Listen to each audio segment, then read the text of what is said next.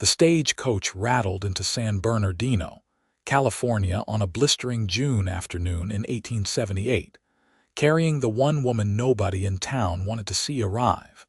And when Natalie Grace stepped down onto the dusty street in her travel-worn burgundy dress that hugged every generous curve of her body, the whispers started before her boots even touched the ground.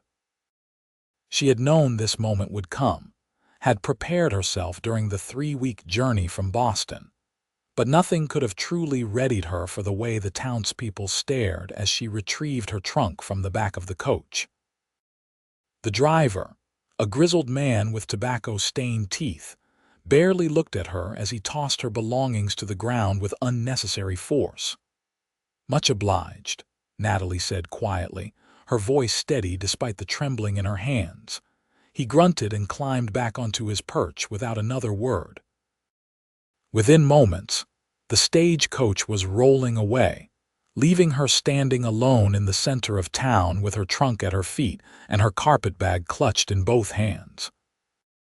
The sun beat down mercilessly, and she could feel sweat beginning to form at the small of her back, beneath the corset that squeezed her middle and pushed her breasts higher than she would have preferred. A group of women stood outside the general store, their heads bent together in conversation that stopped the moment Natalie looked in their direction. They wore practical calico dresses with aprons, their hair pulled back in severe buns, and their eyes traveled up and down Natalie's figure with barely concealed disdain. "That must be her," one of them said, not even bothering to lower her voice. "The mail-order bride for Thomas Cunningham." "Lord have mercy," another woman replied. "She's even bigger than I imagined. How did she even fit in that stagecoach?" The laughter that followed was sharp and cruel, cutting through the afternoon heat like a knife. Natalie felt her cheeks burn, but she lifted her chin and turned away, pretending she had not heard. She had heard worse in Boston, after all. Much worse. The town of San Bernardino spread before her in shades of brown and beige, wooden buildings lining a wide dirt street that seemed to shimmer in the heat. Mountains rose in the distance, purple and hazy against the brilliant blue sky. It was beautiful in a harsh, unforgiving way, so different from the green and gray of Massachusetts that it might as well have been another planet. She had come here to marry Thomas Cunningham, a rancher she had never met, whose letters over the past 6 months had been kind and thoughtful. He had told her about his land, his cattle, his dreams of building something lasting in this wild place. He had asked about her interests, her family, her hopes for the future. Never once had he asked what she looked like, and she had been foolish enough to believe it did not matter to him. "Miss Grace," the voice came from behind her, and Natalie turned to find a tall, thin man with graying hair and a nervous expression approaching her. He wore a suit that had seen better days, and he clutched a hat in both hands, twisting it as he walked. "Yes," she said, relief flooding through her. "Mr. Cunningham." His face went pale. "No, miss, I'm Howard Bennett, Mr. Cunningham's foreman. He asked me to meet you and bring you to the ranch." Something in his tone made her stomach clench. "Is something wrong? Is Mr. Cunningham ill?" "No, miss. He's fine. Just busy with the herd today. You understand." Howard would not meet her eyes as he spoke, and Natalie knew with sudden, sickening certainty that Thomas Cunningham was not busy at all. He had sent his foreman to collect her because he could not be bothered to come himself. Because he had seen her. Someone must have described her in a letter or telegram. Someone had told him about the woman who was arriving on today's stagecoach, about her wide hips and full bosom, and the way her dress strained across her middle. And he had decided she was not worth his time. "I see," Natalie said quietly. She bent to pick up her trunk, but Howard stopped her. "I'll get that, miss. Wagon's just down the street." They walked in silence, Natalie acutely aware of every eye that followed them, every whispered comment that floated on the hot breeze. A group of men lounging outside the saloon watched her pass, and one of them let out a low whistle. "That's a lot of woman," he said, loud enough for everyone to hear. "Too much woman," another replied, and they all laughed. Natalie kept walking, her back straight and her eyes forward, even as tears burned behind her eyelids. She would not cry. She had not cried when her father died and left her penniless. She had not cried when her aunt threw her out with nothing but a train ticket and a lecture about being a burden.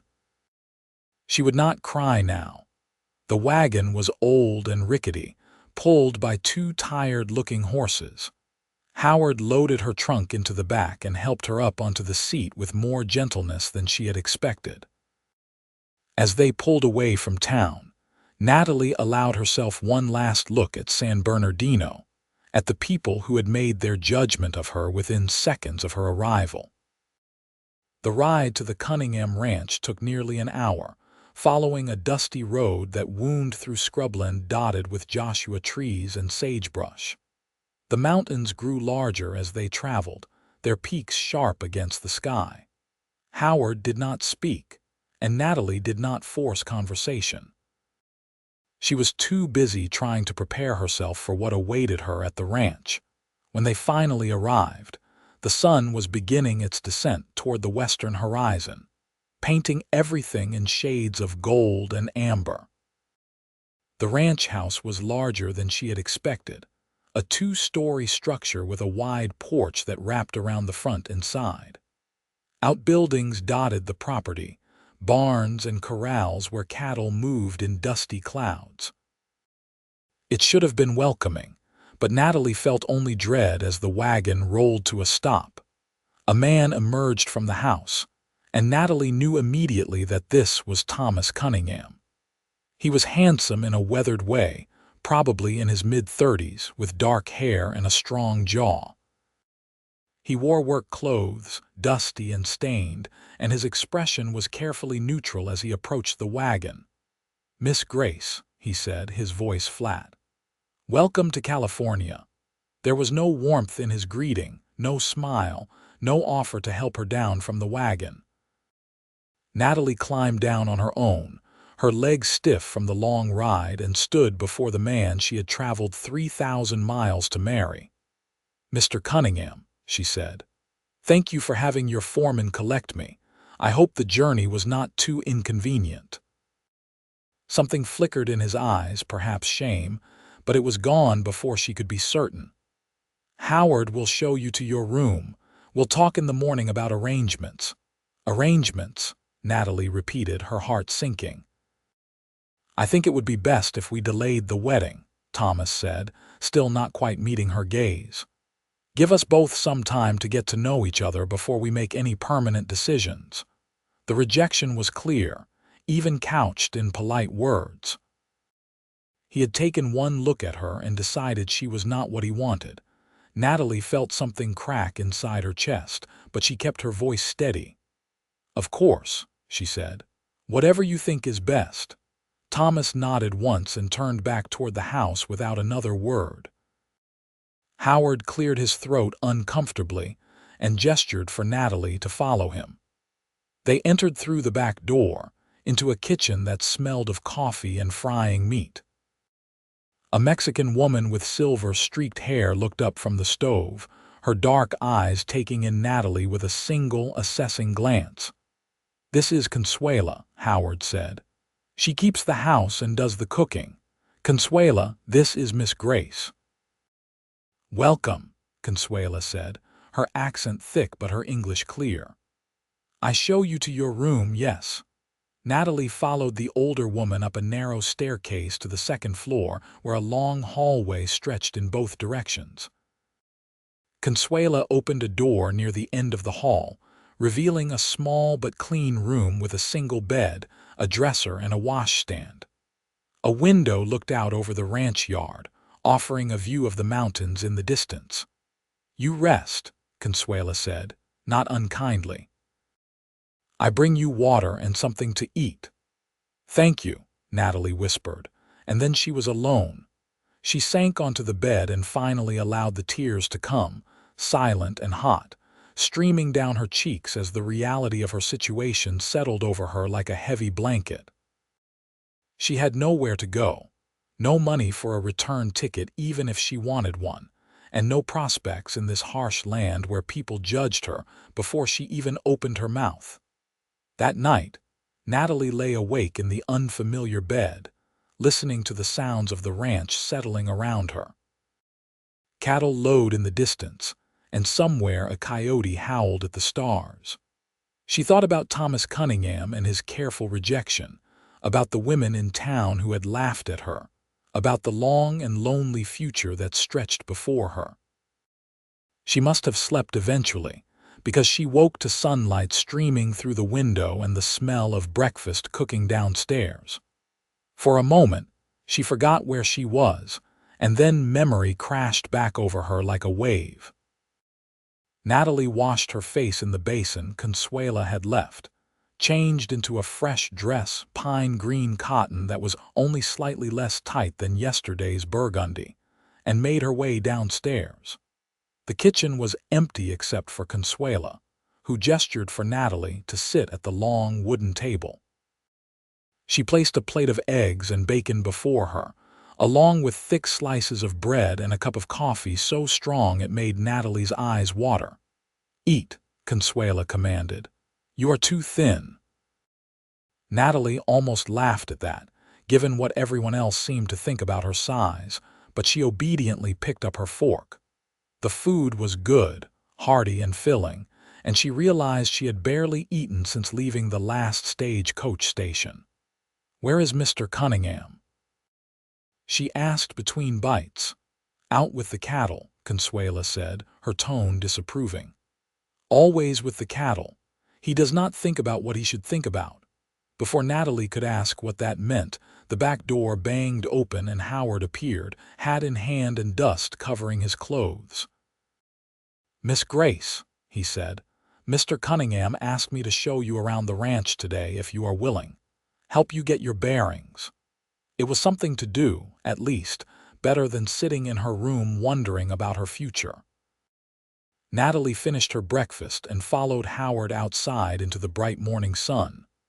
The ranch was impressive, she had to admit. Hundreds of head of cattle grazed on the surrounding land, tended by cowboys who rode among them with easy confidence. Howard explained the operations, pointing out the different buildings and introducing her to some of the ranch hands. Most of the men were polite but distant, tipping their hats and murmuring greetings before finding reasons to be elsewhere. Natalie felt their assessment, saw the way their eyes traveled over her body before they looked away. She was a curiosity, a joke, the fat mail-order bride that Thomas Cunningham did not want. They were near the corral, watching a cowboy break a young horse when Howard suddenly stiffened beside her. "That is Owen Irving," he said quietly. "Best hand we have got, but he keeps to himself mostly." Natalie looked in the direction. Howard was staring and saw a man leading a magnificent black horse toward the water trough.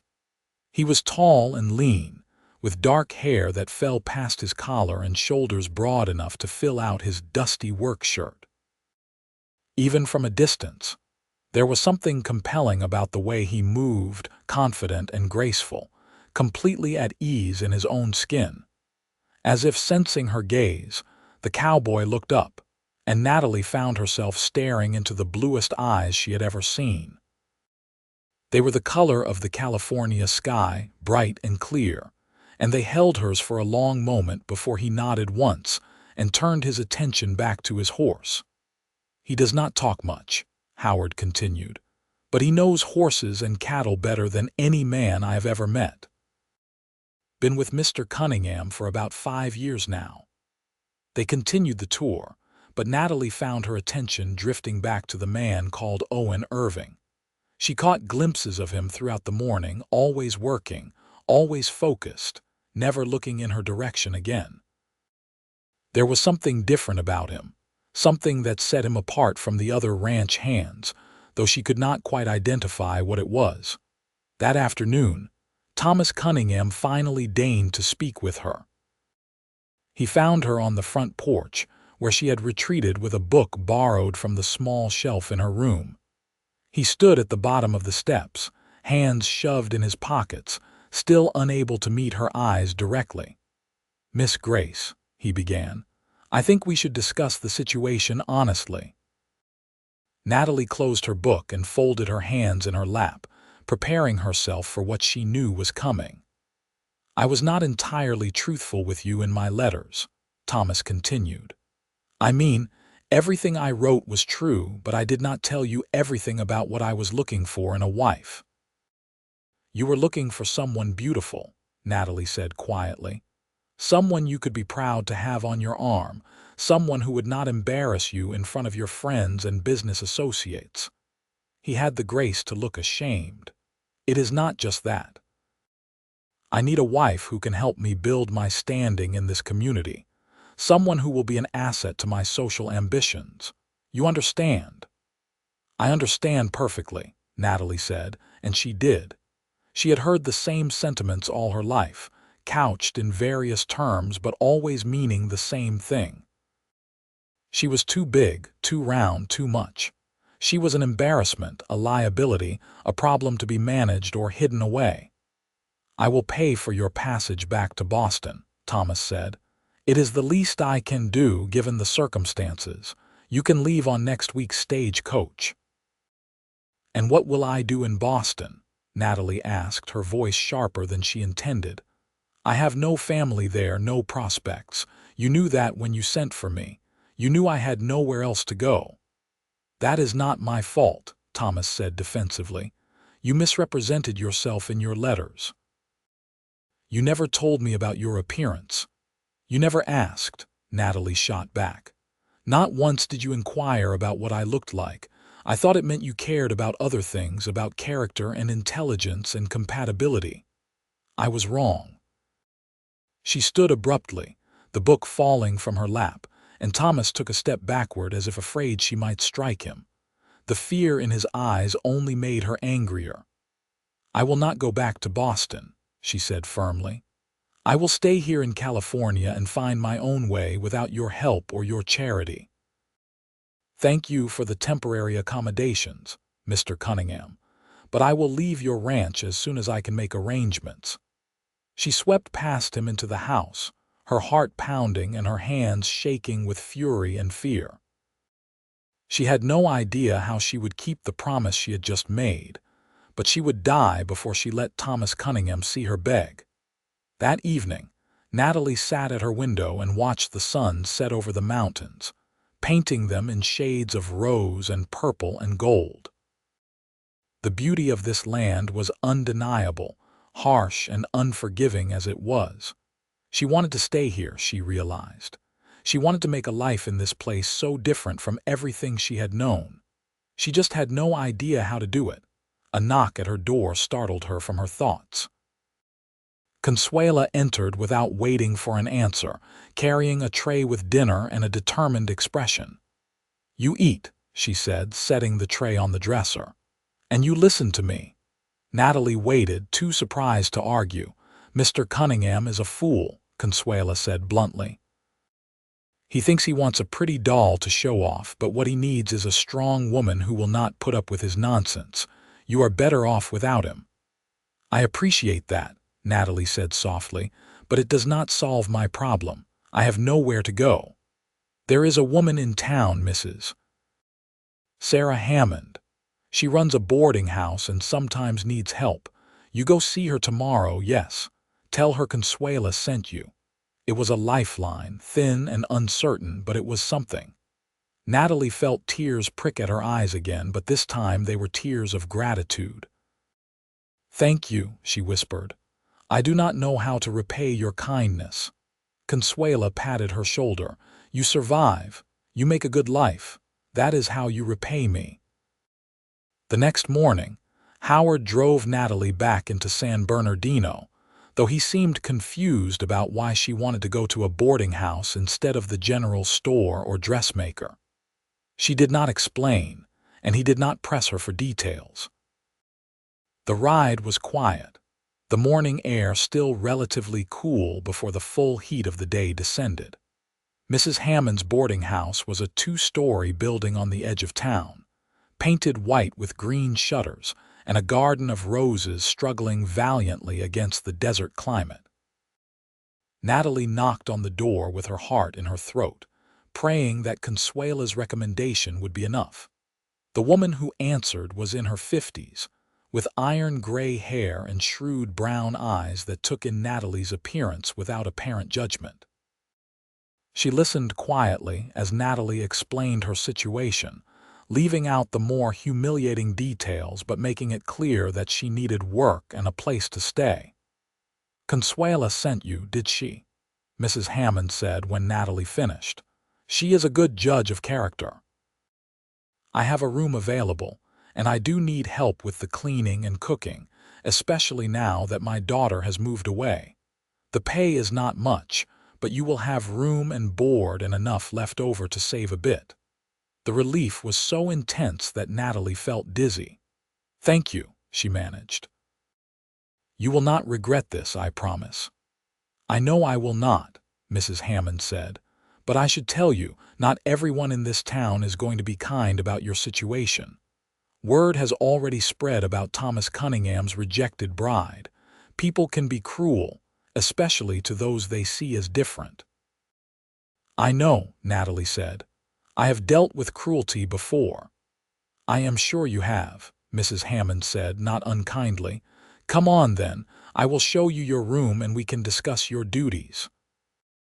Natalie collected her belongings from the Cunningham ranch that afternoon, enduring Thomas's obvious relief at her departure and Howard's embarrassed farewell. Consuela hugged her tightly and pressed a package of food into her hands for the journey, whispering prayers in Spanish that Natalie did not understand but appreciated nonetheless. As the wagon pulled away from the ranch, Natalie looked back one last time. A figure stood by the corral, watching her leave. Even from a distance, she recognized Owen Irving, though he was too far away for her to read his expression. Then the wagon turned a corner and he was gone, and Natalie faced forward toward her uncertain future, life at Mrs. Hammond's boarding house fell into a routine quickly. Natalie woke before dawn to help prepare breakfast for the handful of permanent residents and occasional travelers who stayed there. She cleaned rooms, did laundry, helped with dinner, and fell into bed each night exhausted but satisfied. The work was hard, but it was honest, and Mrs. Hammond treated her with respect and kindness. The townspeople were another matter.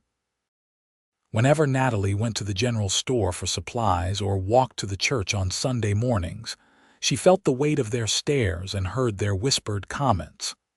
The women were the worst, their judgment sharp and unforgiving. They made sure she knew she was unwelcome in their social circles, that she was an object of ridicule and pity. "That is the one Thomas Cunningham sent away," she heard a woman say in the Mercantile one afternoon. "Can you imagine having the audacity to think a man like him would want someone like her?" Natalie kept her head high and finished her shopping, but the words burned like acid. It did not matter how hard she worked or how kind she tried to be. To these people, she would always be the curvy bride who was mocked by all, the woman who was not good enough. 3 weeks after she started working at the boarding house, a group of cowboys arrived in town, dusty and loud after a long cattle drive. They took rooms at Mrs. Hammond's, and Natalie found herself serving them dinner that evening. Most of them were polite enough, tired and more interested in food than conversation. But one of them, a stocky man with red hair and a leering expression, could not seem to take his eyes off her. "You are a lot prettier than most women in these parts," he said as she refilled his coffee. "All those skinny girls look like they would break in a strong wind. You look like you could handle a real man." The other cowboys laughed, and Natalie felt her face burn. She set down the coffee pot carefully, keeping her voice level. Will there be anything else, gentlemen? Oh, I can think of plenty else, the red-haired man said, reaching out to grab her wrist. Why don't you sit down and join us for a bit? We could use some soft company after all those hard days on the trail. Let go of me, please, Natalie said, trying to pull away, but his grip tightened. Don't be unfriendly now. I am just trying to give you a compliment. Most men would not look twice at a big girl like you, but I happen to like something I can grab onto. Before Natalie could respond, before any of the other cowboys could intervene, a shadow fell across the table. She looked up to find Owen Irving standing there, his blue eyes cold as winter ice and his jaw set in a hard line. She asked you to let go, Owen said, his voice quiet but carrying an edge of steel that made the temperature in the room seem to drop 10 degrees. The red-haired cowboy laughed nervously. We are just having some fun. No harm meant. Let her go. Now. There was no mistaking the threat in those words. The red-haired man released Natalie's wrist and held up both hands in a gesture of surrender. Owen did not move, did not take his eyes off the man until Natalie stepped back and moved safely away from the table. Sorry, miss, one of the other cowboys muttered. Jack here forgets his manner sometimes. Natalie nodded, her wrist aching where Jack had grabbed her, and hurried back to the kitchen. Her hands were shaking as she leaned against the counter, trying to steady her breathing. Through the doorway, she could see Owen still standing by the table, saying something to the cowboys in a voice too low to carry. Whatever he said made Jack go pale and the others nod seriously. When Owen finally turned and walked toward the door, his eyes met Natalie's for just a moment. She tried to convey her gratitude in that brief glance, and she thought she saw something soften in his expression before he left the boarding house and disappeared into the night. That Owen Irving is a good man, Mrs. Hammond said, appearing at Natalie's elbow. Quiet as a tomb most of the time, but decent through and through. You were lucky he was here tonight. Does he stay here often? Natalie asked, trying to sound casual. Now and then, when he comes to town for supplies or business. He has a small place of his own up in the foothills, runs some cattle and breaks horses, mostly keeps to himself. Mrs. Hammond gave her a knowing look. Why do you ask? No reason, Natalie said quickly, but she could feel herself blushing. She did not see Owen again for nearly 2 weeks, though she found herself thinking about him more often than she cared to admit. She remembered the way he had stood up for her without hesitation, the cold fury in his eyes when Jack refused to let her go. No one had ever defended her like that before, had ever made her feel like she was worth protecting. Then one Sunday after church, as Natalie was walking back to the boarding house alone, she heard rapid footsteps behind her and turned to find 3 of the town women approaching. She recognized them from that first day, the ones who had laughed at her appearance. Miss Grace, the leader said, a thin woman named Mrs. Catherine Porter whose husband owned the largest ranch in the area. We wanted to have a word with you. Natalie stopped walking and waited, already knowing this would not be pleasant. We heard about what happened at the boarding house, Mrs. Porter continued. About that cowboy defending you against those trail hands. Owen Irving was very kind, Natalie said carefully. He prevented a difficult situation from becoming worse. That is exactly what concerns us, another woman chimed in, a blonde named Mrs. Elizabeth Wright. Owen Irving is a respectable man, one of the better cowboys in this area. It would not do for him to become entangled with someone of your questionable character. Natalie felt as if she had been slapped. My questionable character. I have done nothing wrong. You came here as a mail-order bride and were rejected, Mrs. Porter said bluntly. That says something about you, does it not? And now you are trying to trap another man with your manipulations. We will not allow you to ruin Owen Irving the way you tried to trap poor Thomas Cunningham." "I did not trap anyone," Natalie said, her voice rising despite her efforts to stay calm. "Mr. Cunningham sent for me. He chose to reject me based on my appearance, not on any failing of my character, and I have no designs on Mr. Irving or anyone else. I am simply trying to make an honest living and be left alone. You should go back to where you came from, Mrs.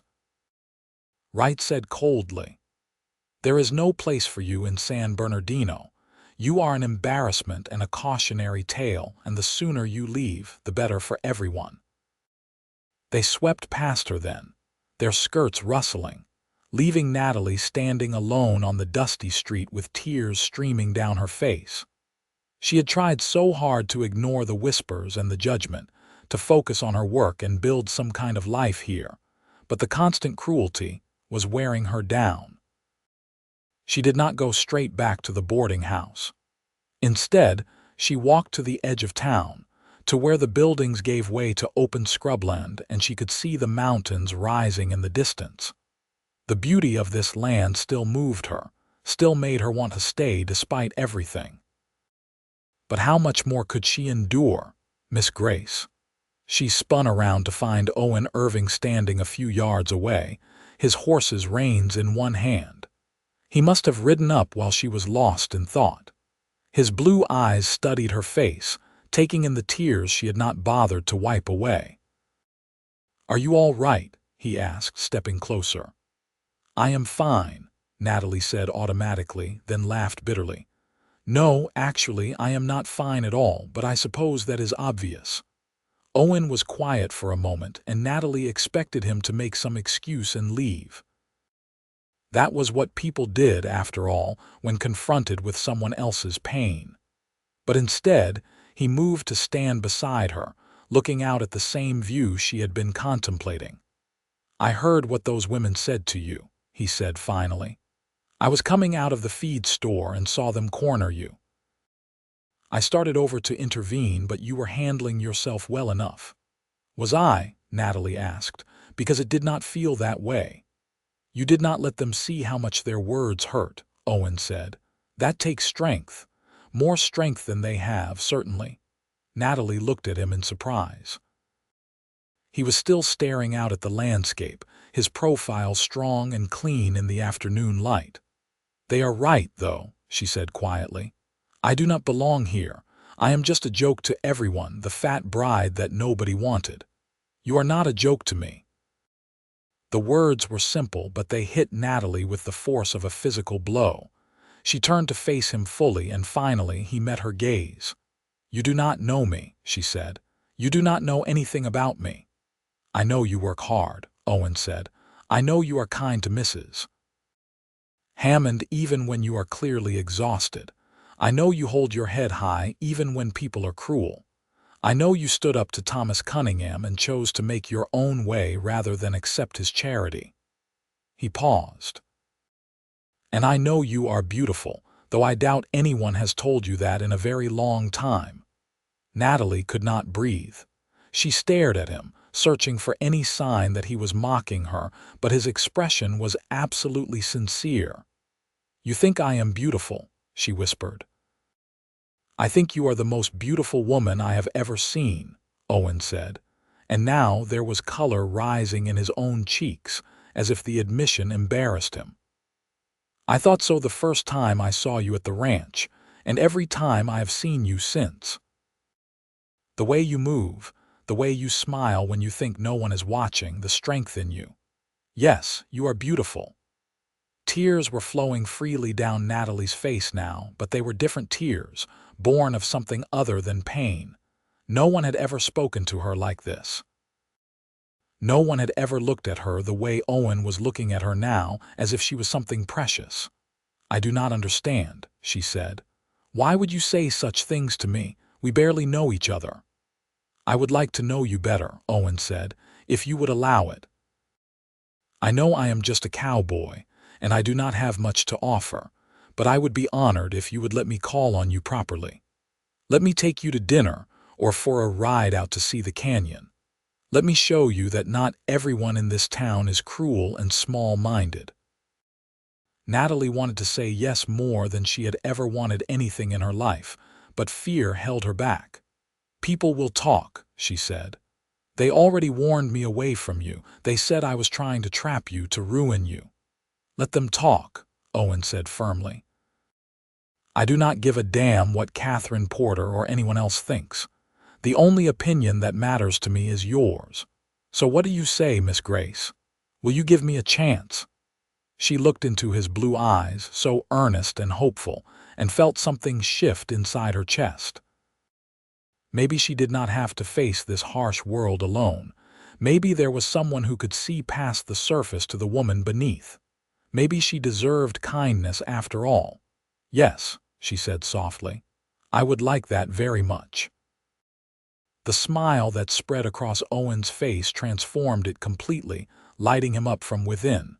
He looked younger suddenly, boyish and thrilled, and Natalie found herself smiling back despite everything. "Sunday afternoon," he suggested. "I could pick you up after church and we could ride out to the canyon. It is beautiful this time of year, and I promise to have you back before dark, so Mrs. Hammond does not worry." "That sounds perfect," Natalie said. They stood there for another moment, neither quite ready to leave, and then Owen tipped his hat to her. "Until Sunday, then, Miss Grace." "Natalie," she said impulsively. "Please call me Natalie." "Natalie," he repeated, as if testing how her name felt on his tongue. "I am Owen." "I know," she said, and they shared another smile before he mounted his horse and rode away, leaving Natalie standing at the edge of town with her heart pounding and hope blooming in her chest like one of Mrs. Hammond's struggling roses. The next few days passed in a blur of anticipation and anxiety. Natalie threw herself into her work at the boarding house, trying not to think too much about Sunday and what it might mean. Mrs. Hammond noticed her distraction and teased her gently about it, clearly pleased by the turn of events. "Owen Irving is a good man," she said again. "A bit solitary, perhaps, but loyal and honest. You could do far worse."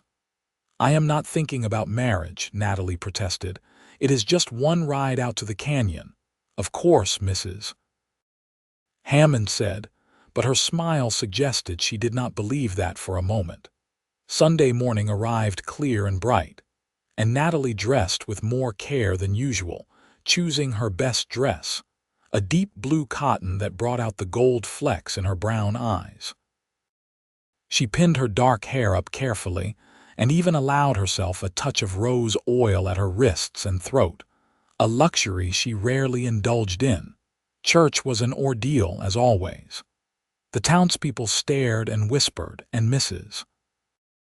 Porter made sure to seat herself and her friends in the pew directly behind Natalie, where they could comment loudly on the sermon and make pointed remarks about loose women who led good men astray. Natalie kept her eyes forward and tried to focus on the pastor's words, but it was a relief when the service finally ended. Owen was waiting outside, standing beside a small wagon hitched to two sturdy horses. He wore clean clothes and had clearly made an effort to tame his dark hair, though a few strands still fell across his forehead in a way that made Natalie's fingers itch to brush them back. "You look lovely," he said when she approached, and the sincerity in his voice made her blush. "Thank you. You look very nice as well." He helped her up onto the wagon seat, his hand warm and strong around hers, and then climbed up beside her. As they pulled away from the church, Natalie was acutely aware of the stares following them, of the renewed whispers that would surely spread through town before they even reached the canyon. But when she glanced at Owen, he was looking straight ahead, apparently unbothered by the attention. The ride took about an hour, following a winding trail that led away from town and up into the foothills. The landscape changed as they climbed, scrubland giving way to pine trees and rocky outcroppings. Birds called from the branches overhead, and once Natalie spotted a deer watching them from between the trees, its dark eyes curious but unafraid.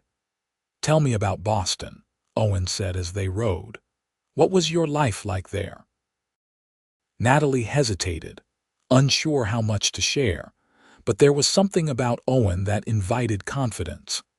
So she told him about her childhood, about her mother who had died when she was young and her father who had worked himself to death trying to provide for her. She told him about her aunt who had taken her in out of duty rather than love, who had made it clear that Natalie was a burden and an embarrassment. "She said I would never find a husband in Boston," Natalie said quietly, "that no respectable man would want a woman of my size and limited prospects." When Thomas Cunningham's advertisement appeared in the newspaper, she encouraged me to answer it. I think she was just glad to be rid of me. "Then she was a fool," Owen said flatly. "And so was Thomas Cunningham." "You do not have to say that," Natalie said. "I know what I look like. I know I am not what most men want." Owen pulled the wagon to a stop and turned to face her directly.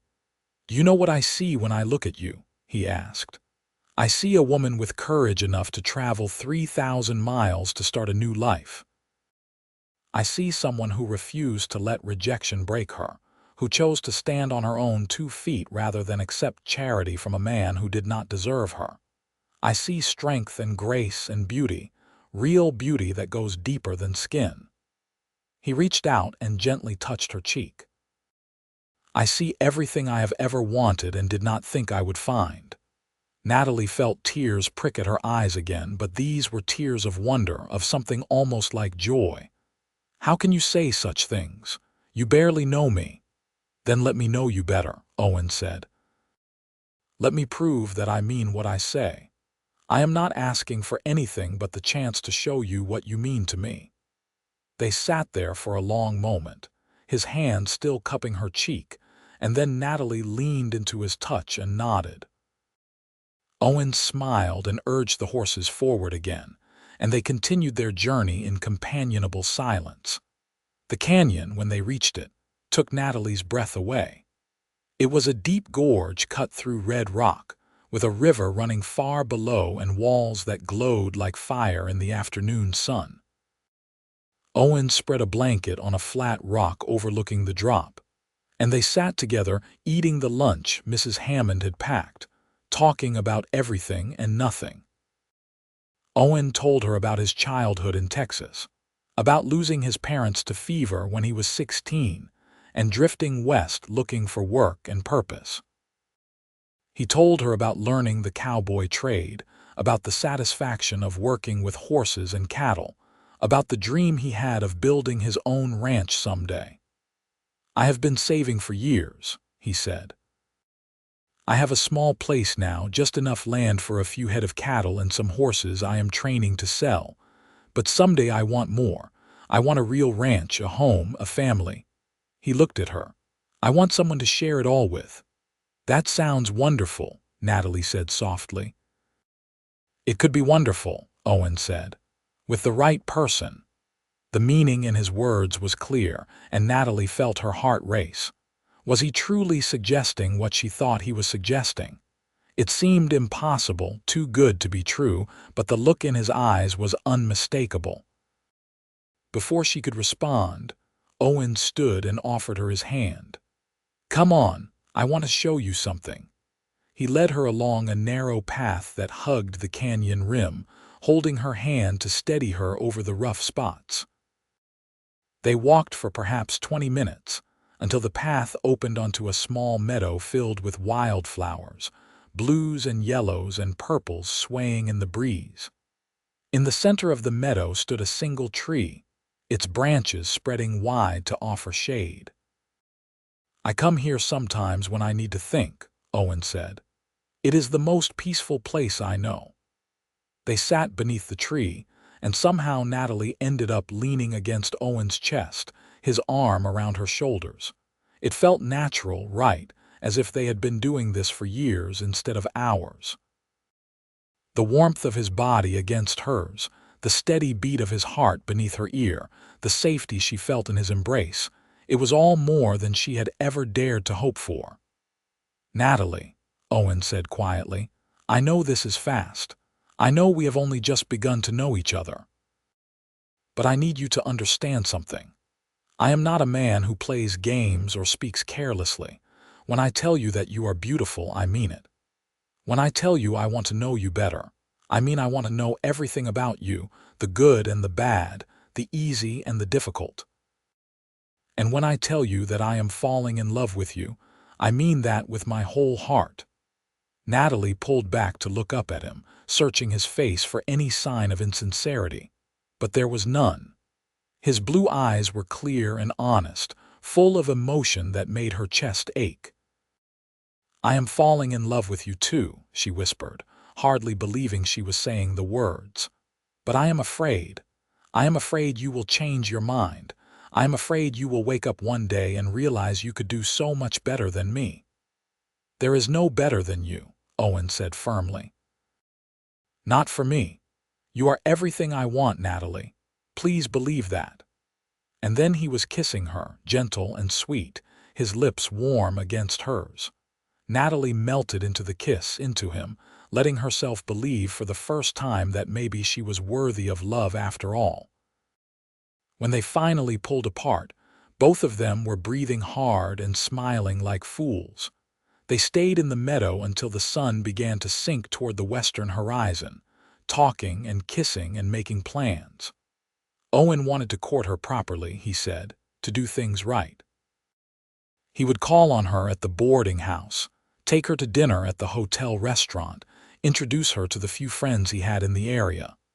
He would show everyone in San Bernardino that Natalie Grace was a woman to be respected and admired. "They will make your life difficult," Natalie warned. "The townspeople, I mean. They already hate me. If you are seen with me, they will turn against you too." "Let them try," Owen said, his jaw set in that stubborn line she was beginning to recognize. "I do not care what anyone thinks. You are mine now if you will have me, and I protect what is mine." The possessiveness in his words should perhaps have alarmed her, but instead it made her feel cherished, valued. She had never been anyone's before, had never mattered enough to protect. The feeling was intoxicating. They returned to town as the last light was fading from the sky, and Owen walked Natalie to the door of the boarding house. Mrs. Hammond was waiting on the porch, her expression knowing and pleased. "Did you have a nice ride?" she asked innocently. "Wonderful," Natalie said, unable to keep the joy from her voice. "I will call on you Wednesday evening," Owen said, still holding her hand, "if that suits you." "That would be perfect," Natalie said. He lifted her hand to his lips and kissed her knuckles, a gesture so old-fashioned and courtly that it made her blush. Then he tipped his hat to Mrs. Hammond and walked back to his wagon, leaving Natalie standing on the porch with stars in her eyes. "That man is smitten, Mrs. Hammond said with satisfaction. "I knew he would be if he ever got the chance to really see you." "I can hardly believe it," Natalie admitted. "It feels like a dream." "It is no dream, dear. That is what real love looks like. Now come inside and tell me all about it." The next few weeks were both the happiest and most difficult of Natalie's life. Owen called on her faithfully, 3 or 4 times a week, taking her for rides or walks, or simply sitting with her in Mrs. Hammond's parlor and talking until late into the evening. He brought her small gifts, wildflowers from the meadow, a beautiful rock he had found in the canyon, once a book of poetry he thought she would enjoy. He looked at her as if she was the most precious thing in the world, and slowly, gradually, Natalie began to believe it might be true. But the townspeople did not make it easy. The whispers grew louder and more vicious. Women crossed the street to avoid walking past her. Men made crude comments when Owen was not around to hear them. Someone even left a note at the boarding house, calling Natalie vile names and warning her to leave town before she ruined any more good men. The worst incident came about a month after that first ride to the canyon. Natalie was at the general store, purchasing supplies for Mrs. Hammond, when Mrs. Porter and her friends cornered her near the fabric section.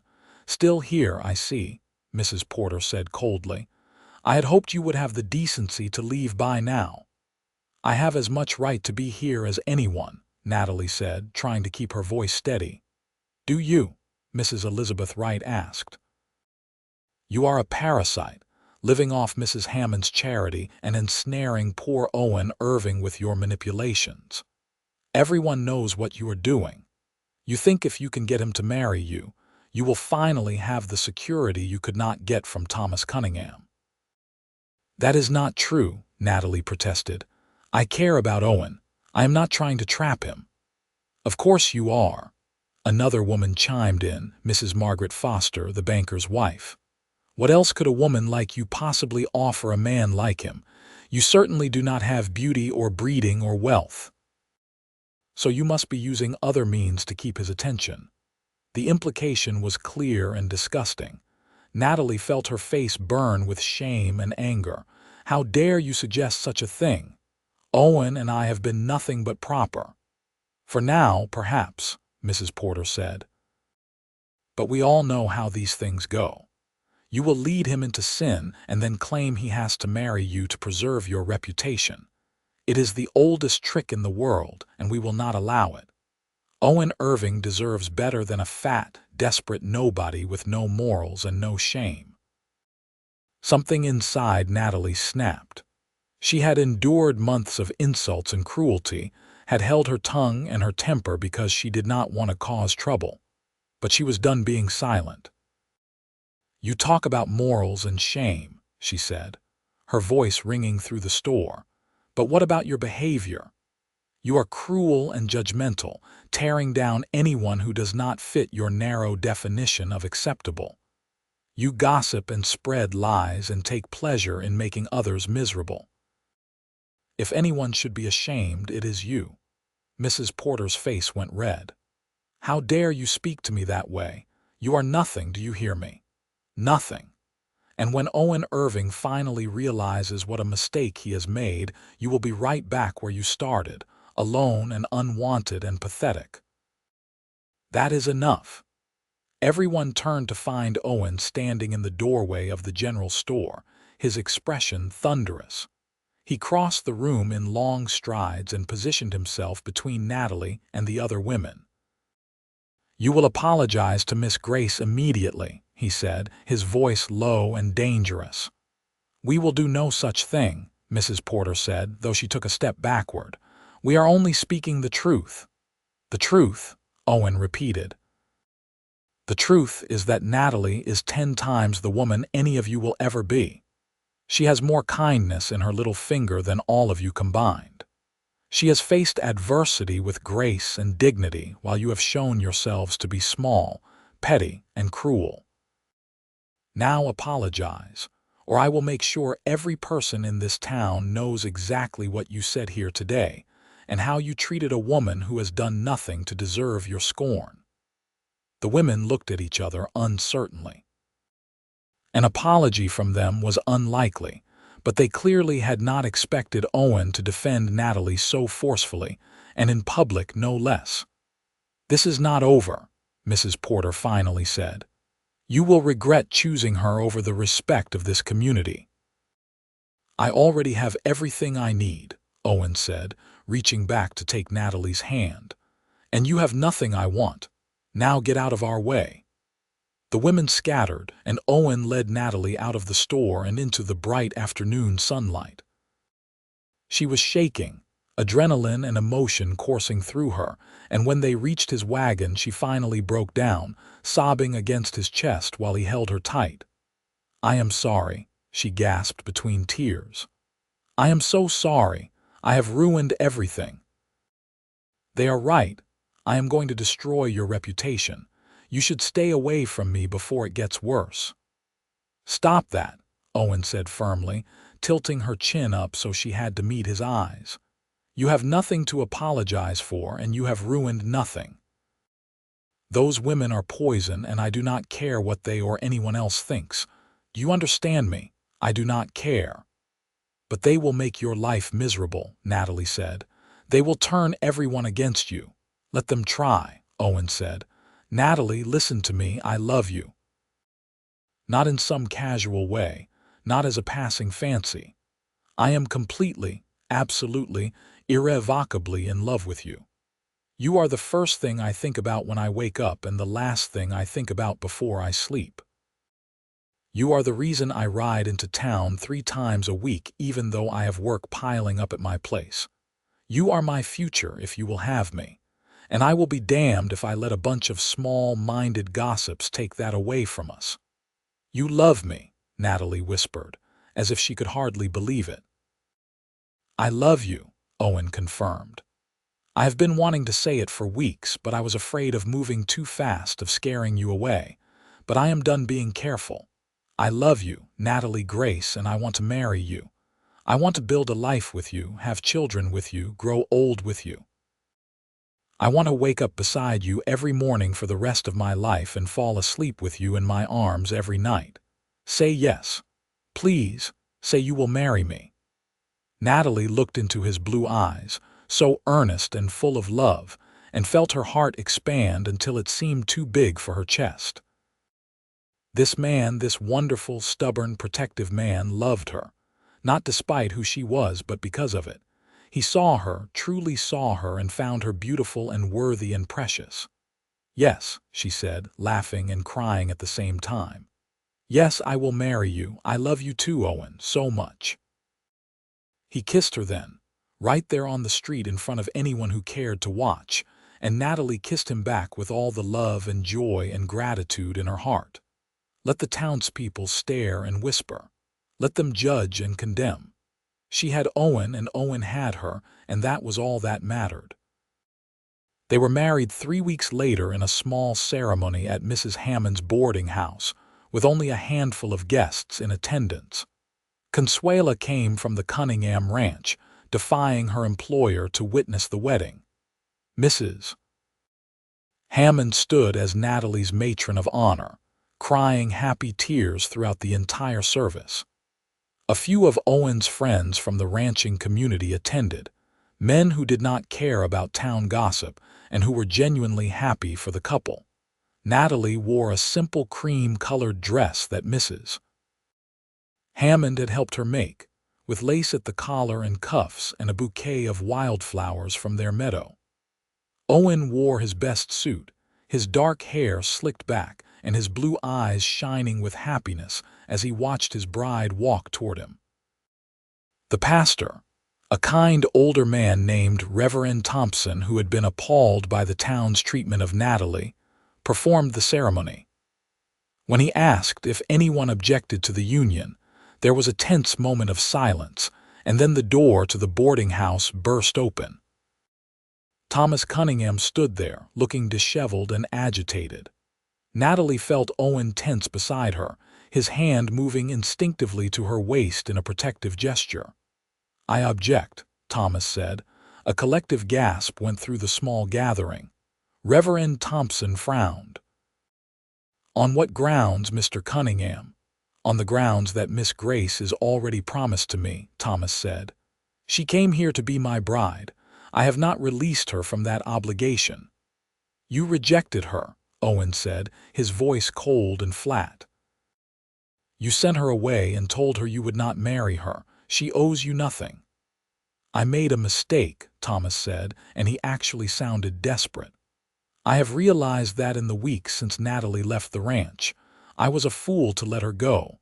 She would be a good wife, a proper wife. I want her back. Natalie stared at him in disbelief.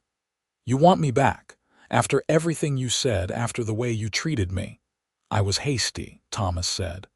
I let the opinions of others cloud my judgment, but I have come to see that you have many admirable qualities. You are hardworking, sensible, practical. You would be an asset to my ranch. An asset, Natalie repeated, anger building in her chest. Not a partner, not someone you love, an asset. Love is not necessary for a successful marriage, Thomas argued. Mutual respect and shared goals are far more important. We could have a good life together, Natalie. I can give you security, a home, a place in society. She already has all of that, Owen said. With me. And unlike you, I also give her love and respect and the knowledge that she is valued for who she is, not what she can do for me. Now get out before I throw you out. You cannot marry her, Thomas said, his voice rising. The entire town knows she was meant to be my bride. It would be a scandal. The entire town can go to hell, Owen said flatly, and so can you. Natalie is mine now, and I am hers, and nothing you or anyone else says will change that. Reverend, please continue with the ceremony. Thomas looked like he might argue further, but something in Owen's expression must have convinced him it would be unwise. He turned and left without another word, slamming the door behind him. The wedding guests sat in stunned silence for a moment, and then Mrs. Hammond started to laugh. "Well," she said, "that was certainly dramatic. Shall we continue?" Reverend Thompson cleared his throat and smiled. "Yes, let us continue. Owen Irving, do you take this woman to be your lawfully wedded wife?" "I do," Owen said, his eyes never leaving Natalie's face. "And do you, Natalie Grace, take this man to be your lawfully wedded husband?" "I do," Natalie said, her voice strong and sure. "Then by the power vested in me, I now pronounce you husband and wife. Owen, you may kiss your bride." And he did, sweetly and thoroughly, while their small gathering of friends cheered and applauded. When they finally pulled apart, Natalie was smiling so hard her cheeks hurt, and Owen looked like a man who had just won the greatest prize in the world. The reception was simple but joyful, with food and music and dancing that lasted well into the evening. Natalie danced with her new husband, with Mrs. Hammond, even with Consuela, who had pulled her aside to whisper blessings in Spanish and press a small wooden cross into her hands for luck. As the sun set and the party began to wind down, Owen led Natalie out to his wagon, now decorated with ribbons and flowers by Mrs. Hammond and her other friends. They were going to spend their wedding night at Owen's small ranch in the foothills, the place that would now be their home. The ride took about an hour, and Natalie spent most of it pressed against Owen's side, marveling at the fact that she was now his wife, that she belonged to someone and someone belonged to her. When they finally arrived, Owen lifted her down from the wagon and carried her over the threshold of the small cabin, both of them laughing like children. The cabin was modest, just 3 rooms with simple furnishings, but it was clean and well maintained, and it felt like home the moment Natalie stepped inside. Owen had clearly made an effort to prepare for her arrival. There were fresh flowers in a jar on the table, new curtains at the windows, and a colorful quilt on the bed that she recognized as Consuela's handiwork.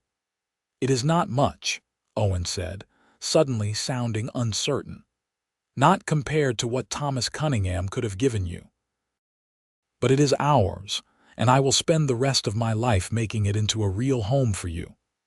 "It is perfect," Natalie said, turning to cup his face in her hands. "You are perfect. This is everything I have ever wanted." They came together then, kissing with a passion that had been building for weeks, and Natalie felt herself being swept away by sensation and emotion. Owen was gentle but hungry, reverent but eager, treating her body like something precious while also making it clear how much he desired her. And for the first time in her life, Natalie felt truly beautiful, truly wanted, truly loved. Afterward, they lay tangled together in the bed, skin against skin, hearts beating in tandem. Owen traced patterns on Natalie's shoulder with his fingertips, and she played with the dark hair on his chest, both of them too content and satisfied to speak. "I was so afraid," Natalie finally said softly. "When I first came to California, I thought my life was over. I thought I would always be alone, always be the woman nobody wanted.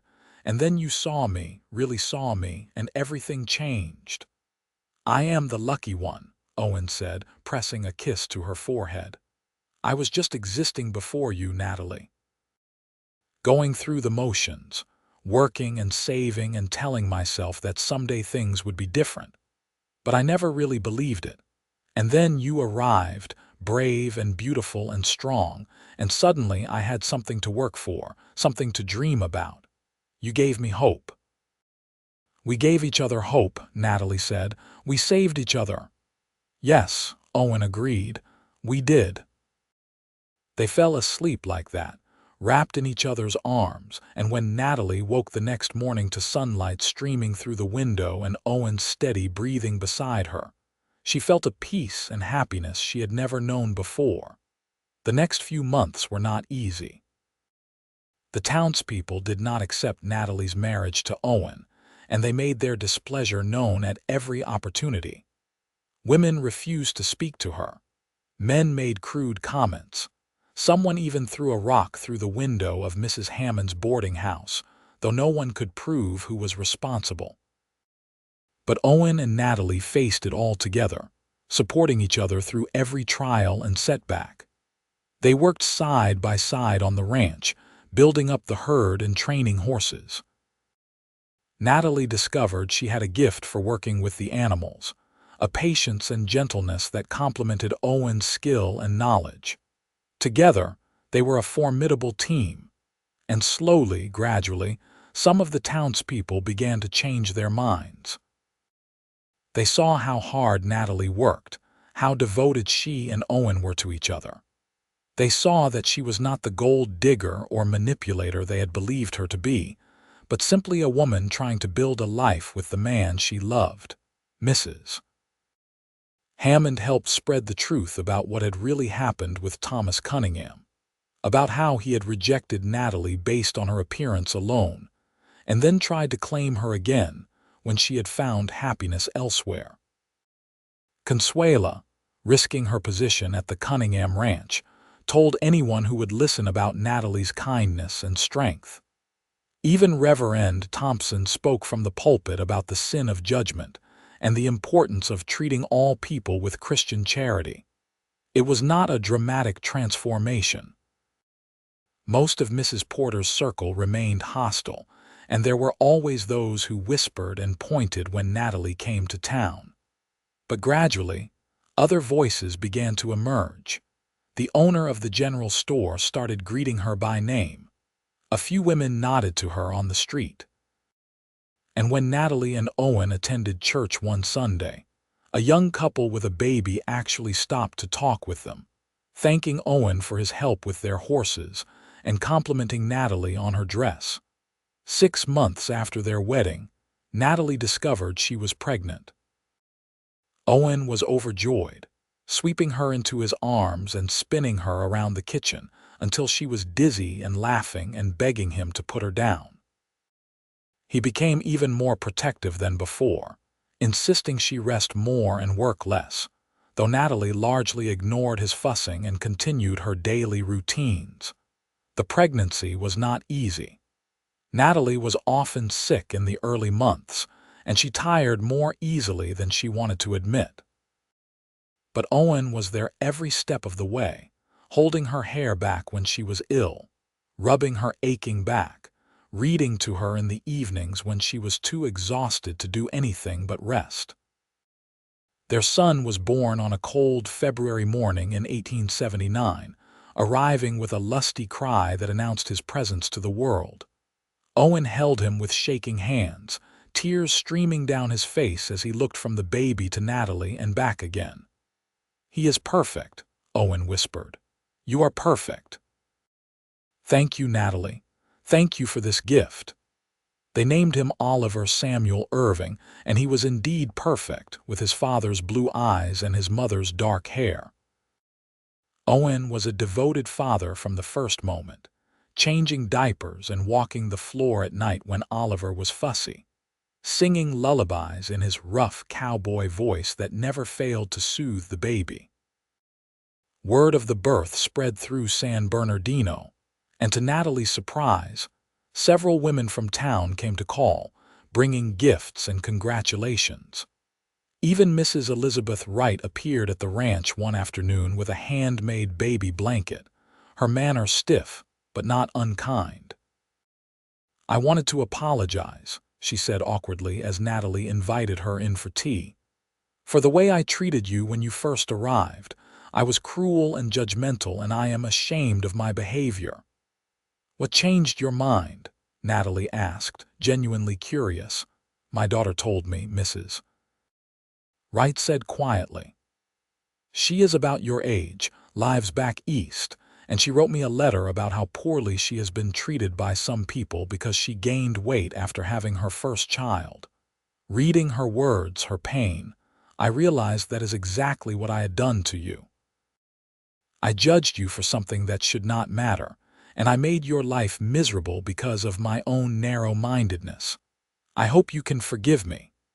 Natalie thought about all the hurt and humiliation this woman had caused her, all the cruel words and cold shoulders. She thought about holding grudges and nursing wounds. And then she looked down at baby Oliver sleeping in his cradle, at the life she had built despite everything, and she realized she did not want to carry that anger anymore. "I forgive you," she said. "Thank you for coming." Not everyone in town had such a change of heart. Mrs. Porter and her closest friends remained hostile, and there were always those who saw Natalie as an outsider, a scandal, someone to be avoided. But enough people softened that life became more bearable, and Natalie found a few genuine friends among the women of San Bernardino. The ranch prospered over the next few years. Owen's reputation as a horseman grew, and people came from all over the region to purchase animals he had trained. Natalie managed the household accounts with skill and started raising chickens, selling eggs in town for extra income. They were not wealthy, but they were comfortable, and more importantly, they were happy. Their second child, a daughter they named Nora Grace Irving, was born in the spring of 1881. She had Natalie's brown eyes and Owen's stubborn chin, and she wrapped her father around her tiny finger from the moment she arrived. Owen, who had been so protective of Natalie during her pregnancy with Oliver, became almost comically overprotective with his daughter, declaring that she would never be allowed to marry and would live with them forever. "She is 3 months old," Natalie would laugh. "I think we have some time before we need to worry about suitors." But she loved seeing Owen with their children, watching how tender and patient he was, how he played with them and read to them and taught them about the world. He was everything she had ever dreamed a husband and father could be, and every day she thanked God for the chance that had brought them together. In 1882, Thomas Cunningham lost his ranch. Some said it was bad investments. Others whispered about gambling debts. Whatever the cause, he was forced to sell and leave San Bernardino in disgrace. Natalie heard the news with a mixture of pity and satisfaction. She wondered what her life would have been like if she had married him as originally planned, and she shuddered at the thought. "That could have been me," she said to Owen that evening as they sat on their porch watching the sunset. "Trapped in a loveless marriage with a man who saw me as nothing more than a convenient housekeeper." "But it was not you," Owen said, pulling her close. "You chose your own path, and it led you here, to me, to this life we have built together. Everything happened exactly as it was supposed to." Natalie rested her head on his shoulder and smiled. He was right. Despite all the pain and rejection and cruelty she had endured, she would not change a single moment of her journey, because it had led her to Owen, to their children, to this home and this life that was more than she had ever dared to dream possible. A third child, another son they named Oscar James Irving, arrived in 1883. He was a cheerful baby with an easy temperament, and he fit into their family as if there had always been a space just waiting for him. The cabin, which had seemed so spacious when it was just Natalie and Owen, was now crowded and chaotic and full of noise and laughter. "We need a bigger house," Owen said one evening, surveying the 3 children who were scattered around the front room playing. "These babies are going to burst through the walls soon." So they built an addition, transforming the small cabin into a proper ranch house with 4 bedrooms and a large kitchen where the whole family could gather. Owen did most of the work himself, with help from a few friends and ranch hands, and Natalie watched with pride as their home grew and expanded, just like their family and their love. By 1885, Natalie had become a respected member of the San Bernardino community. She served on the church committee, helped organize the annual Harvest Festival, and was known for her kindness to newcomers and those struggling with hardship. When a new mail-order bride arrived in town and faced ridicule for being older than expected, it was Natalie who befriended her and helped her navigate the difficult early days, just as she wished someone had helped her. Mrs.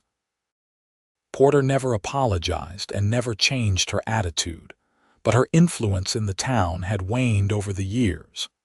People had grown tired of her constant judgment and criticism, and they had seen with their own eyes that Natalie Irving was a good woman who did not deserve the cruelty she had once faced. Even those who had initially mocked her now treated her with respect, and many admitted, at least privately, that they had been wrong about her. One Sunday after church, as Natalie stood in the churchyard talking with friends and watching her children play with the other youngsters, Mrs. Porter approached her. It was the first time they had been face to face in years, and Natalie braced herself for whatever cutting remark was coming. But Mrs. Porter did not look angry or superior. She looked tired and perhaps a bit sad. "Mrs. Irving," she said formally, "I wanted to say that your children are well-behaved and charming. You should be proud." It was not an apology, not exactly, but coming from Mrs. Porter, it was practically an admission of defeat. Natalie understood what was really being said. "You were right and I was wrong. You built a good life and a happy family, while I wasted my time on pettiness and spite." "Thank you," Natalie said graciously. "That is kind of you to say." Mrs. Porter nodded stiffly and walked away, and Natalie felt a weight lift from her shoulders that she had not even realized she was carrying. It was over. The battle, the judgment, the constant struggle to prove her worth to people who did not matter, it was finally, truly over. That evening, as the family gathered around the dinner table, Natalie looked at each face in turn. Oliver, now 6 years old and already showing signs of his father's way with animals. Nora, 4 and full of mischief and laughter. Oscar, 2 and growing like a weed.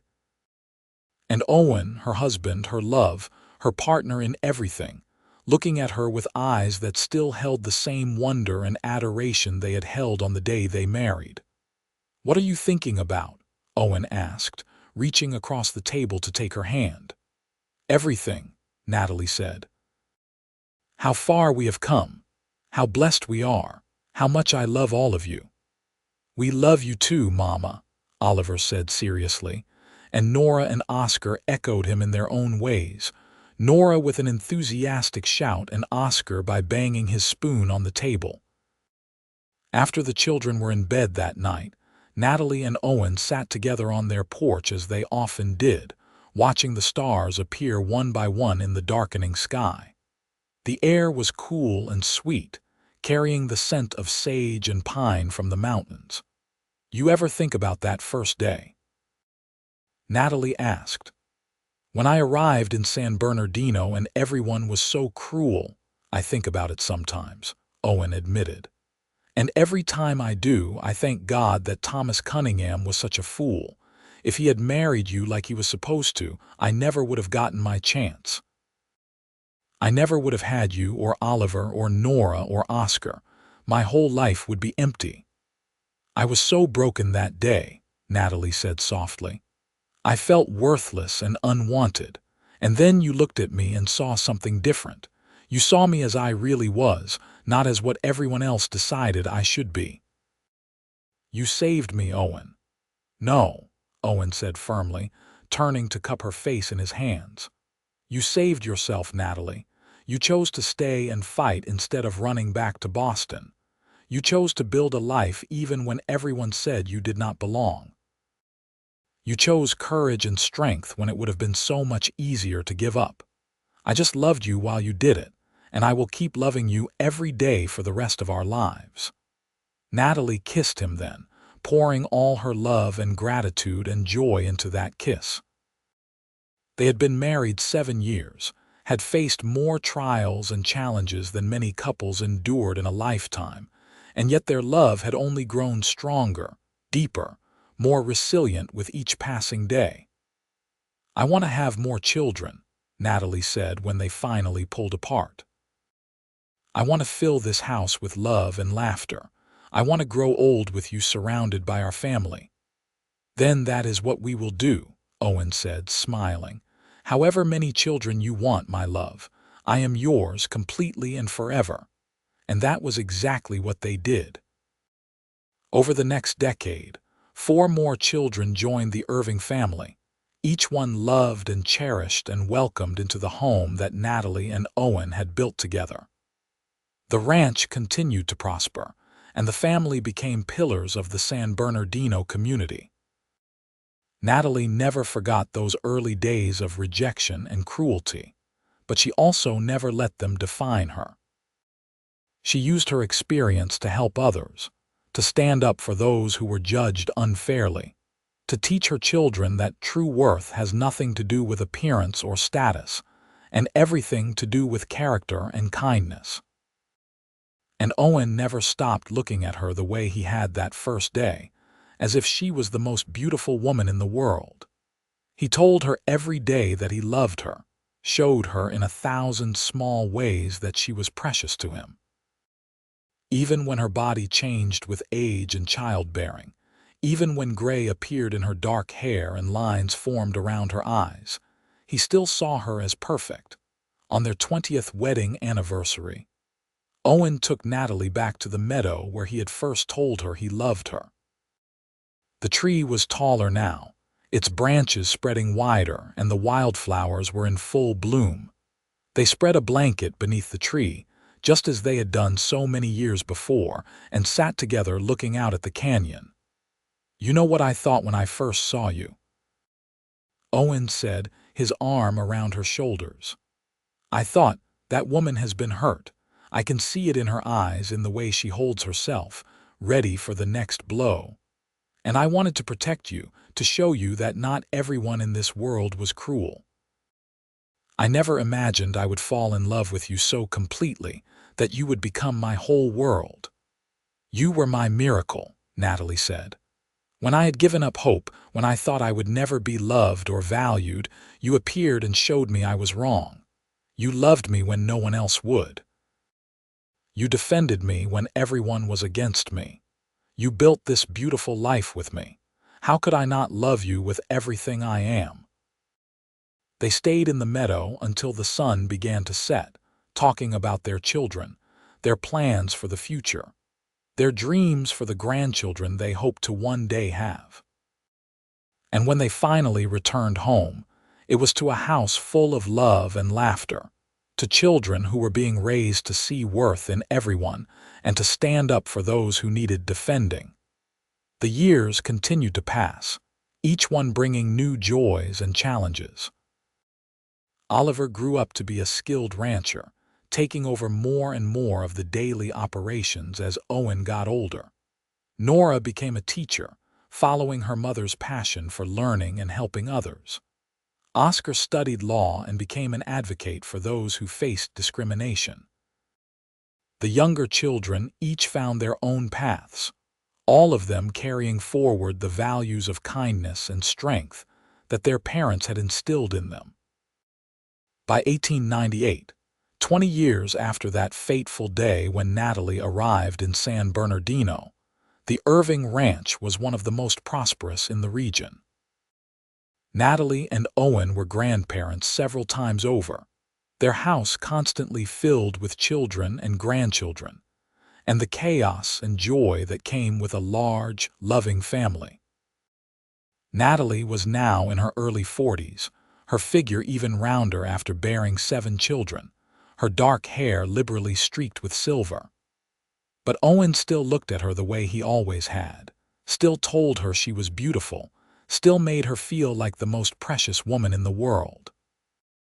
One evening, as they sat on their porch watching the sunset, surrounded by several grandchildren playing in the yard, Natalie reflected on the extraordinary journey her life had taken. "I was mocked by all," she said softly, "but you loved me more than all the world combined." Owen took her hand and raised it to his lips. "I still do," he said. "Every day I love you more. You are my heart, Natalie. You always have been and you always will be." She leaned her head on his shoulder and watched the sky turn from gold to rose to purple, listened to the sound of their grandchildren's laughter, felt the steady beat of Owen's heart beneath her ear. This was happiness, she thought. This was what it meant to be truly loved and valued. Not because of how she looked or what she could offer, but simply because of who she was. The curvy bride who had been rejected and ridiculed had built a life more beautiful than she had ever imagined possible. And it had all started with a cowboy who looked past the surface and saw the treasure beneath, who had the courage to stand against the world and claim her as his own. As the stars began to appear in the darkening sky, Natalie smiled and squeezed Owen's hand. Their love story was not the conventional romance, not the tale of a beautiful princess and her prince. It was something better, something real and hard-won and lasting. It was the story of 2 people who chose each other against all odds, who built a family and a legacy that would endure for generations. And when they were both very old, when their hair had gone completely white and their faces were lined with the marks of a life well lived, Owen would still look at Natalie with those blue eyes full of wonder and love, and he would still tell her every single day that she was the most beautiful woman he had ever seen. Because true love, Natalie had learned, was not about perfection or appearances or meeting someone else's standards. True love was about seeing and being seen, about accepting and being accepted, about choosing to stand together no matter what the world threw at you.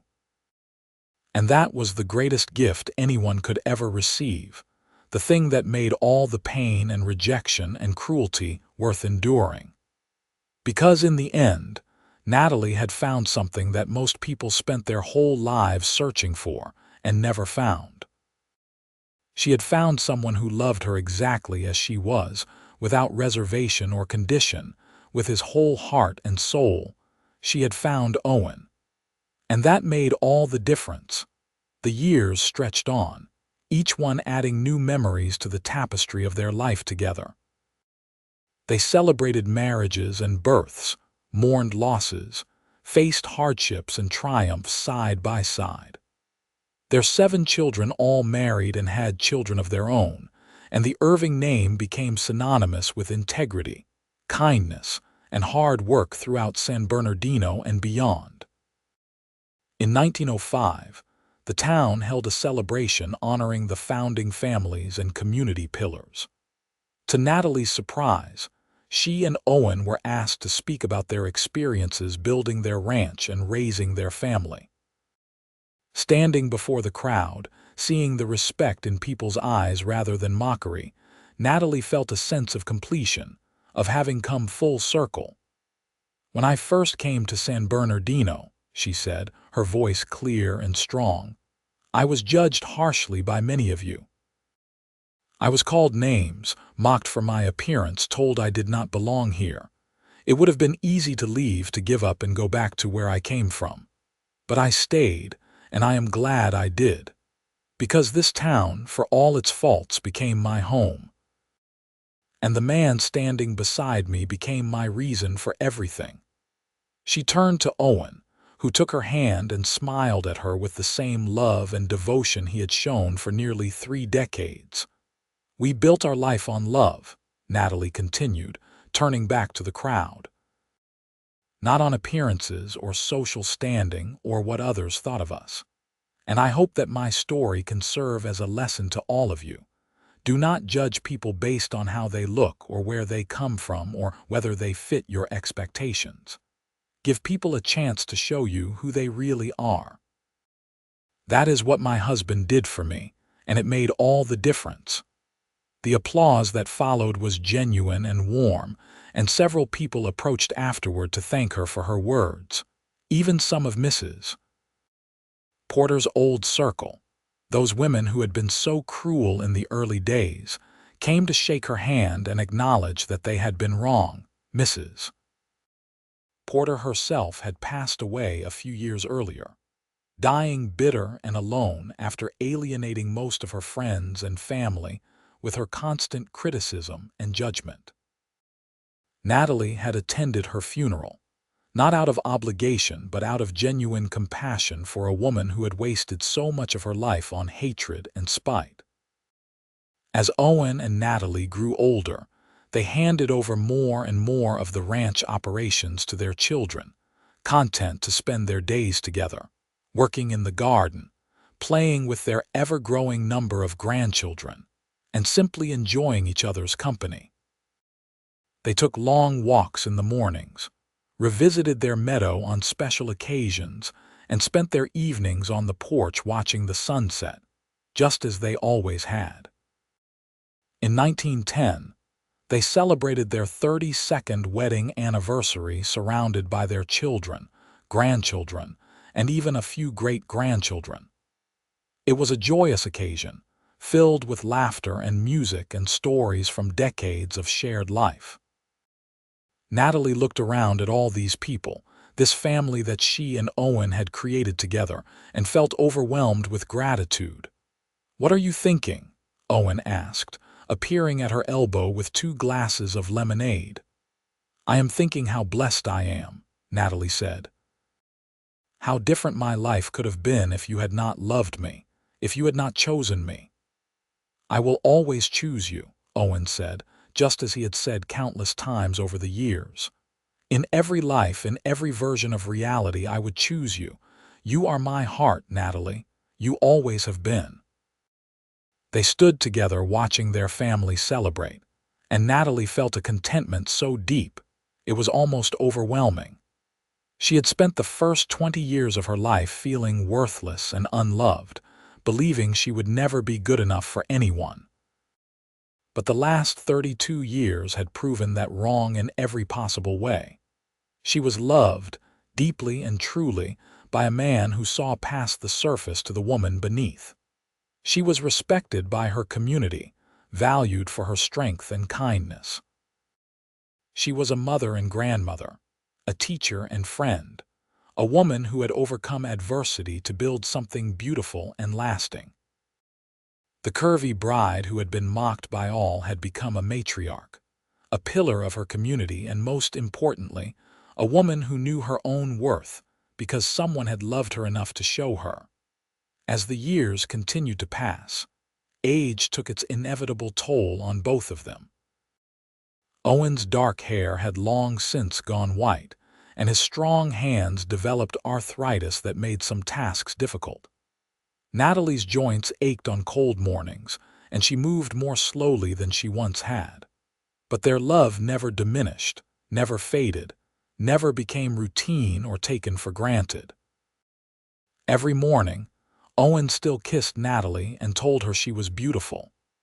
Every evening they still sat together and talked about their day, their children, their dreams for the future.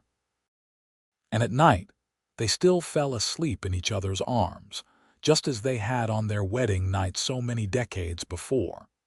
In the spring of 1918, as they approached their 40th wedding anniversary, their children decided to throw them a grand celebration. Nearly 200 people attended, filling the ranch house and spilling out into the yard.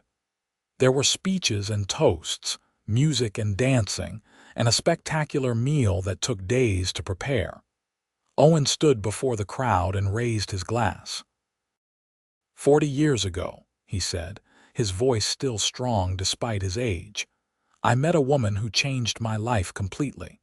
She was brave and beautiful and strong, and I fell in love with her the moment I saw her. Some of you here today were not kind to her in the beginning. You judged her unfairly and treated her cruelly, but she never let that break her. She held her head high and built a life worth living, and she honored me by allowing me to build it with her. He turned to Natalie, tears shining in his blue eyes. You are the best thing that ever happened to me, Natalie Irving. You gave me purpose and joy and a family I treasure more than anything in this world. I loved you then, I love you now, and I will love you for whatever time we have left and beyond. You are my everything. Natalie stood and kissed him, not caring that 200 people were watching, not caring about anything except showing this man how much she loved him. The crowd erupted in applause, and several of their grandchildren wiped tears from their eyes. It was the perfect celebration of a love that had endured for 4 decades, a love that had overcome every obstacle and only grown stronger with time. And as the party continued around them, Natalie and Owen slipped away to their favorite spot on the porch, where they could watch the sunset together in peace. 40 years, Natalie said wonderingly. Where did the time go? Into building this, Owen said, gesturing at the house full of family, the ranch they had expanded and improved, the legacy they would leave behind. Into creating something that will last long after we are gone. Do you have any regrets? Natalie asked. Owen thought for a moment, then shook his head. Not a single one. Every choice I made, every path I took led me to you. How could I regret anything that gave me this life? I regret nothing either, Natalie said softly. Even the pain and rejection I faced when I first arrived, I would not change it, because it led me to you, to our family, to this beautiful life. I am grateful for every moment, even the difficult ones. They sat in comfortable silence, as the sun painted the sky in brilliant shades of orange and pink and gold. Their hands clasped together, their hearts beating in the same steady rhythm they had maintained for 40 years. In the distance, they could hear their family laughing and talking, the sound of children playing and adults catching up, the beautiful chaos that came with a life well lived. Owen and Natalie lived for many more years, watching their family continue to grow and spread throughout California and beyond. They saw automobiles replace horses, electricity come to the ranch, and the world change in ways they never could have imagined when they first met in 1878. But through all those changes, one thing remained constant: their love for each other, deep and true and unwavering, a love that proved beyond any doubt that real beauty has nothing to do with appearance and everything to do with the soul. When Owen Irving finally passed away peacefully in his sleep at the age of 86, his last words were, "I love you, Natalie. You are beautiful." And Natalie, holding his hand as she had held it for more than 60 years, whispered back, "I love you too. Thank you for seeing me." She lived for 3 more years after his death, surrounded by the family they had built together, telling stories about the cowboy who had loved her more than all the world combined. And when she finally joined him, passing quietly in her sleep at the age of 85, her children found a letter she had written to be read at her funeral. "I was mocked by all," the letter said, "but I was loved by one man so completely, so absolutely, that it made up for everything else. Owen Irving showed me that I was worthy of love, that I was beautiful not despite who I was but because of it. He stood against the whole world for me, defended me, cherished me, built a life with me that exceeded my wildest dreams. And because of him, I learned to love myself, to see my own worth, to stand tall and proud no matter what anyone else thought. That is his greatest gift to me, greater even than our children and grandchildren and great-grandchildren. He taught me that I mattered, and that made all the difference. The funeral was attended by hundreds of people, children and grandchildren and great-grandchildren, friends and neighbors and people whose lives had been touched by Natalie's kindness and strength. They laid her to rest beside Owen in the small cemetery on the ranch, beneath a headstone that reads simply, Natalie Grace Irving. Beloved wife, mother, grandmother.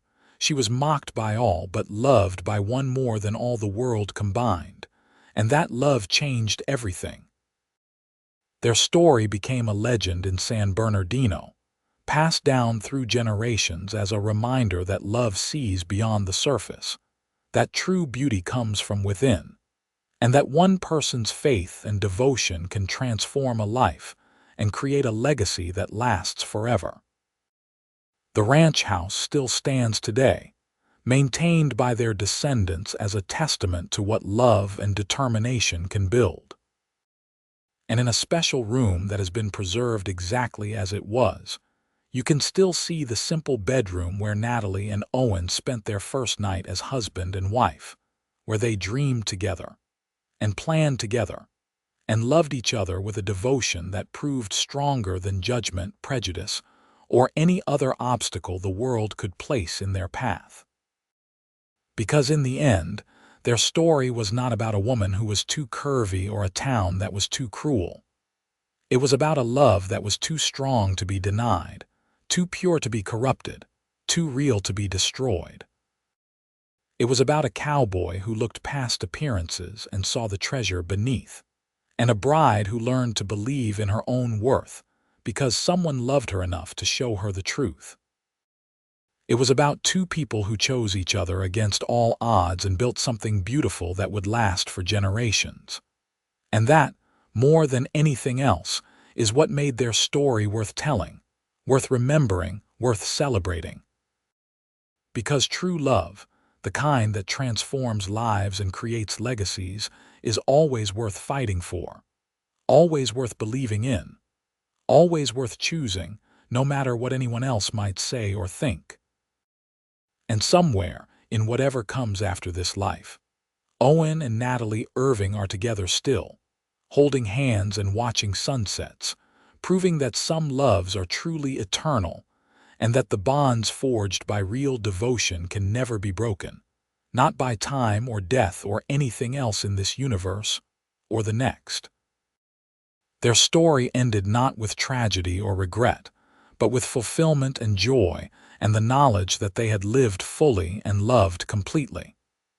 They had 7 children who all grew to be good, kind people. They had more grandchildren and great-grandchildren than they could count, each one carrying forward the values of strength and compassion that defined the Irving family. They had a ranch that prospered and provided for generations. They had respect from their community and the satisfaction of knowing they had made a positive difference in the world. But most importantly, they had each other. For more than 60 years, they had each other. Through good times and bad, through prosperity and hardship, through youth and age, they had each other. And that was the greatest gift of all, the thing that made every struggle worthwhile and every joy more profound. The curvy bride who was mocked by all found her happily ever after with the cowboy who loved her more than all the world combined. And their love story, born in adversity and strengthened by devotion, became a beacon of hope for anyone who has ever felt unworthy or unloved or judged unfairly. Because if Natalie Grace and Owen Irving could overcome the prejudice and cruelty of their time to build something so beautiful and lasting, then anyone could.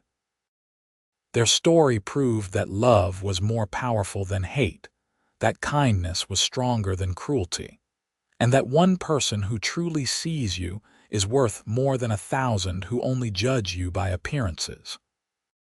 And that truth, more than anything else, ensured that their story would be told and retold for generations to come, inspiring others to look beyond the surface, to stand up for what they believe in, to choose love even when the world says they should not, and to never, ever give up on the possibility that somewhere out there is someone who will see them, really see them, and love them exactly as they are. That was the legacy of Natalie and Owen Irving. Not just the family they created or the ranch they built, but the example they set and the hope they inspired. And that legacy lives on, long after they are gone, in every person who chooses to see beyond appearances, in every act of kindness shown to those who are different, in every love story that defies expectations and proves that the heart knows what the eyes cannot see. Their story reminds us all that we are worthy of love, that our value does not depend on how we look or what others think of us, and that somewhere in this vast world is someone who will love us not despite our perceived flaws, but because of the unique and beautiful people we truly are. And so their story ends, not with a question mark or a cliff to hang from, but with a period, a complete sentence, a life fully lived and a love fully expressed. Owen and Natalie Irving loved each other with everything they had, raised a beautiful family, built a lasting legacy, and left this world knowing they had found what everyone searches for and few truly find. They found each other, and that made all the difference in the world.